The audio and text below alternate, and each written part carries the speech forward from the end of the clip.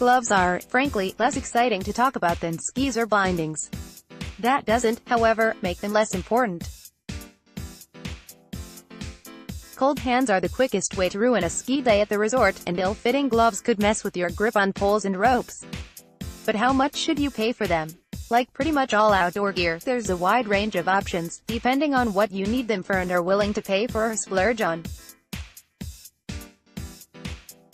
So I put my favorite leather gloves in the budget, mid-range, and high-end price brackets in a head-to-head test to help you decide. The test: I took each pair of gloves skiing on a powder day at my local resort, Mount Ashland in Oregon.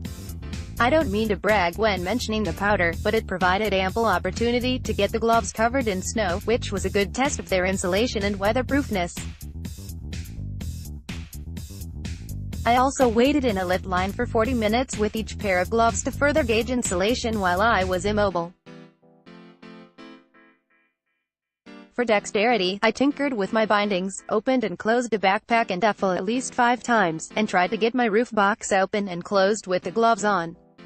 Then I took each pair on a backcountry skin lap, performing beacon checks, ripping skins, and tinkering some more with my bindings. I also did yard work like shoveling, pruning, and weeding with each pair, which was a great way to test puncture resistance. I cut back my rose bushes and durability. The results: Sarah Jackson, budget, Kinko-lined grain pigskin, $18, dexterity, 2/5 warmth, 4/5 breathability, 3/5. There's a reason why Kinkos, originally designed as work gloves, have been the choice of patrollers and ski bums for decades. They cost a fraction of skiing-specific gloves, and the burly pigskin can weather a few seasons of hard use. I love the steeze of these classic gloves. While I was expecting them to look cool, I was extremely impressed and surprised by how warm they kept my hands.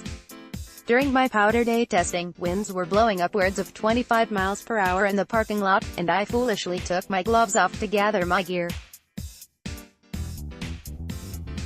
My hands got so cold that I was sure my day would be cut short. But I donned the gloves and my hands warmed up while I sat in the lift line. I credit the Heat Keep liner, finely spun polyester that creates warmth, catching dead space and wicks moisture. While the Kinko was amazing in terms of warmth, it was the least dexterous by far, with blocky fingers that couldn't grip a key and were awkward while opening and closing my ski pack. By now, Sarah Jackson, mid-range, Flylow Ridge, $50, dexterity, 3/5 warmth, 4/5 breathability, 4.55. While the exteriors of the Ridge didn't look as high-tech or as sharply built as the Hestra below, the Spaceloft micro-puff insulation hidden by the plain leather kept my hands remarkably comfortable even amid temperature swings. I waited in the lift line for 45 minutes, in 18 degrees with light snow, and my digits were only a tad cold.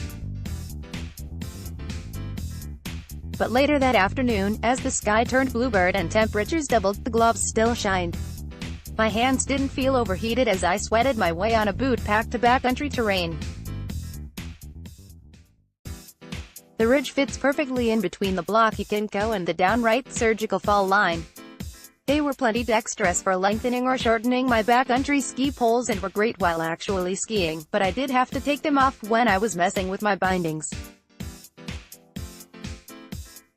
By now, Sarah Jackson, high-end, Hestra fall line, $155, dexterity, 5/5 warmth, 5/5 breathability, 5/5. Yeah, at this price, the fall line better score top marks in every category.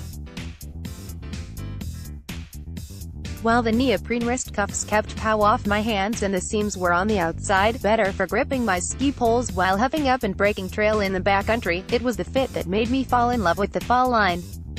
The articulated fingers hugged mine, making it easier to tinker on skis. As it turns out, they're great gardening gloves as well. And the fall line was the only model I could wear to perform tasks requiring fine motor skills, like locking and unlocking my roof box and picking individual strands of Bermuda grass. They were also notably more comfortable than the other two pairs, thanks to the superb breathability and Bemberg lining, which is a natural polyester comparable to silk. By now the takeaway: for less than $20, the Kinko can keep your digits from freezing on the mountain, not to mention it looks cool as hell. Does that mean the roughly $130 difference between this glove and the fall line makes the latter a rip-off? Hardly. It takes expensive material and craftsmanship to make a glove that interacts with your hand as well as the fall line. If there's a chance you might use a rope or an ice axe, having a glove with that kind of dexterity is non-negotiable. If you're mainly skiing at the resort, want comfort in a wide range of temperatures, and have the extra money, $50 is still an excellent deal for a quality glove like the mid-range Ridge.